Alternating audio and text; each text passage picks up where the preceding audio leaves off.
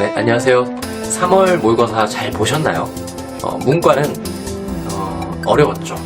어려우셨고 점수도 최악일 거예요.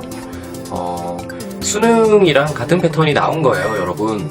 여러분들이 1, 2월에 더 열심히 공부하셨어야 돼요.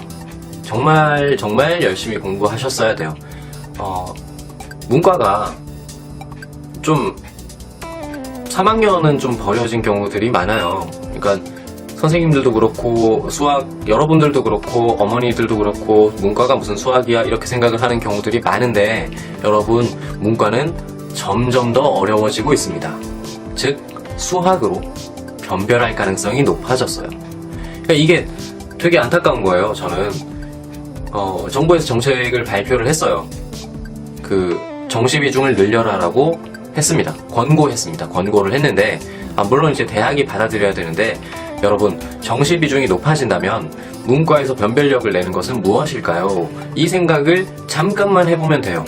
잠깐만 해보면 국어 영어 등급을 올리는 게 빠를까요? 수학 등급을 올리는 게 빠를까요? 그러니까 모두가 포기를 하게 됩니다. 지금 수학이 점점 더 어려워지고 있기 때문에 변별을 훨씬 쉽게 낼 수 있어요. 여러분들이 노력한 만큼 성적이 나와요. 좀 어렵죠. 어려운 길을 가는 거예요. 머리 아프고, 나 국어도 모자라고 지금 영어도 모자라고, 이거 다 언제 하나 어떻게 하나 이런 생각이 들 거예요. 그런데 국어 영어를 열심히 하는 애들은 많단 말이에요. 국어 영어를 줄이고 수학을 하라는 게 아니에요. 국어 영어는 그대로 하고 수학을 더 늘리라는 거죠. 그래야 내가 조금씩 올라갈 겁니다. 국어 영어보다 수학이 훨씬 더 많이 올라갈 가능성이 높단 말이에요. 그리고 이번에 바뀐 수능의 패턴이 적용된 3월 모의고사이기 때문에 여러분들이 점수가 급하락했어요. 그러면 원인이 있는 거죠. 그러니까 결과가 이렇게 나온 거예요. 물론 어려웠습니다. 그러니까 수능보다 더 어려웠고요. 밸런스가 안 맞아요. 하지만 아셔야 됩니다. 명확하게 아셔야 되고, 분석을 한번 해볼게요. 어떻게 밸런스에 오류가 왔는지 분석 한번 보시죠.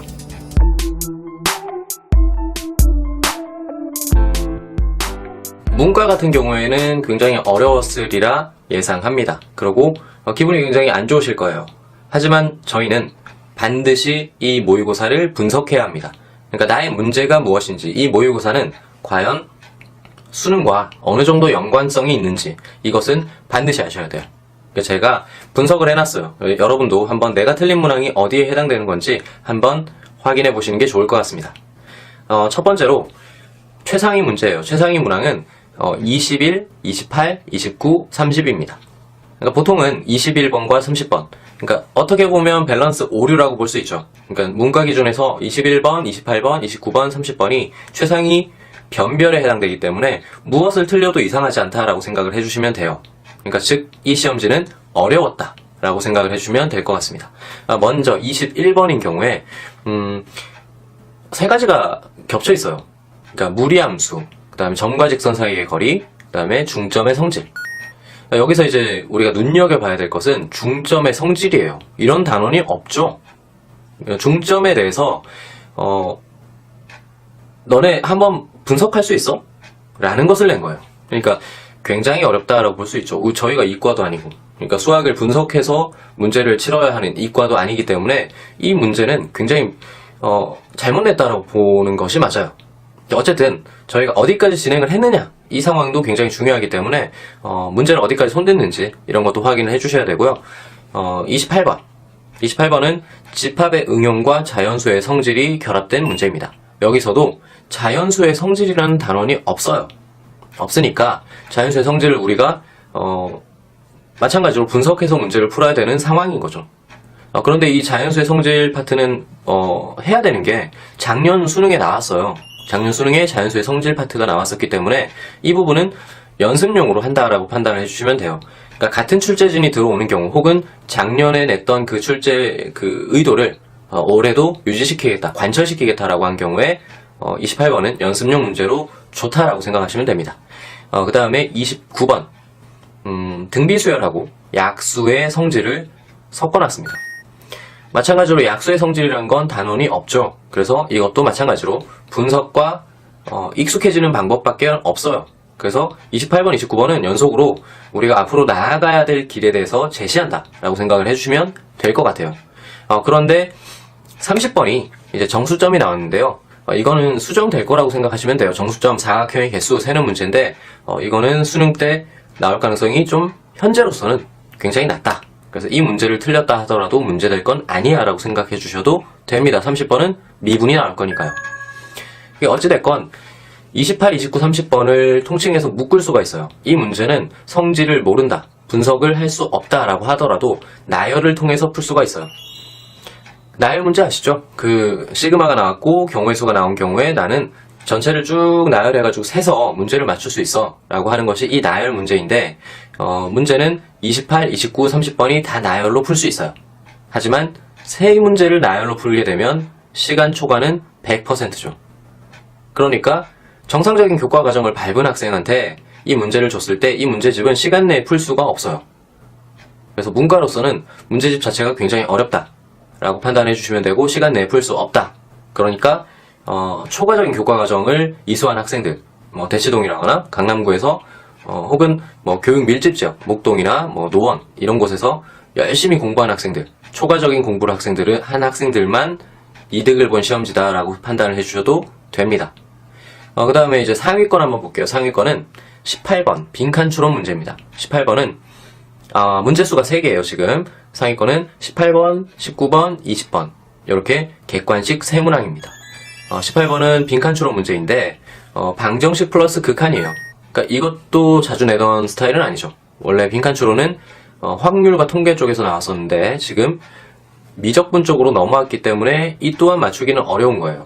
그래서 방정식, 게다가 극한만 낸 게 아니라 방정식 플러스 극한이에요. 그래서 빈칸 추론 문제도 역시나 좀 맞추기는 어려웠다. 내용이 어려웠다라고 보시면 돼요. 그 들어있는 디테일함은 쉬운 건데 내용 자체가 어렵기 때문에 거부감이 있을 수 있다. 요 정도 판단을 해주시면 되고요. 그 다음에 19번은 무한급수와 도형이에요. 그러니까 도형과 무한급수인데 얘는 나온다고 예상을 했을 거예요. 그리고 여러 번 연습을 했을 거고 문제되는 내용은 아니에요. 지금 현재 나온 것 중에선 가장 쉬운 문항이 해당돼요. 예상이 됐으니까요. 20번은 집합의 구성 플러스 자연수의 성질이에요. 마찬가지로 나열로 풀 수 있습니다. 자연수의 성질이 지금 성질 문제가 4문제 정도 나왔어요. 상위권 이상에서. 그래서 20번도 거기에 합류가 되기 때문에 좀 어려울 수 있었죠. 하지만 뒤쪽에 나왔던 최상위권 변별보다는 쉬워요. 그래서 맞추시는 게 좋았습니다. 어쨌든 이 상위권 문제는 원래 나올 수 있는 패턴이 나왔다라고 보시면 돼요. 그래서 정상적인 수능 범위에서 벗어난 것은 없어요. 그러니까 오히려 이것을 틀린 학생들은 굉장히 위험한 거죠. 굉장히 위험해요. 그래서 이 파트는 연습을, 상위권 변별 파트는 3문제 다 계속 연습을 하셔야 돼요. 수능에 나올 겁니다. 그래서 3문제는 생각을 해주시고요. 문제는 이제 중상위권 변별이 15번, 16번, 17번, 25번이에요. 15, 16, 17은 이해가 되실 거예요. 사실 상위권 앞에 있는 문제이기 때문에 이해가 되실 건데 25번이 3점짜리예요. 그러니까 이해 먼저 뭔가 볼게요. 25번은 피보나치 수열이에요. 그러니까 예전에 안 나온 그러니까 나온 적은 있어요. 하지만 최근에 등장한 적은 없죠. 피보나치 수열에 점하식을 준 적은, 그러니까 귀납적 정의를 준 적은 거의 없어요. 하지만 이번에 냈다는 거죠. 그러니까 응용 가능성이 있다라는 것을 보여줬다. 이렇게 보시면 될 것 같아요. 어쨌든 25번은 피보나치 수열이를 한 번이라도 본 사람이라면 풀 수 있었을 문제예요. 하지만 못 봤다면 틀릴 수 있으니까 25번을 넣었고요. 15, 16, 17이 이제 일반적인 건데 15번은 거듭제곱근의 성질, 그 다음에 16번은 시그마 플러스 절대값, 그 다음에 17번은 무리함수 플러스 절대값, 그 다음에 점의 추론, 이렇게 됩니다.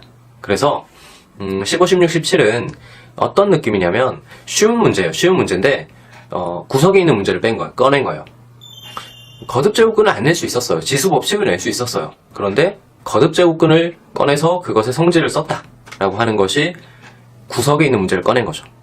그러니까 16, 17번도 마찬가지예요. 시그마만 낼 수 있었는데 시그마 플러스 절대값, 무리함수만 내도 되는데 무리함수 플러스 절대값, 이렇게 냈기 때문에 전반적으로 이 문제집 전체가 초과 공부를 한 학생들한테만 유리하다라고 보시면 될 것 같습니다.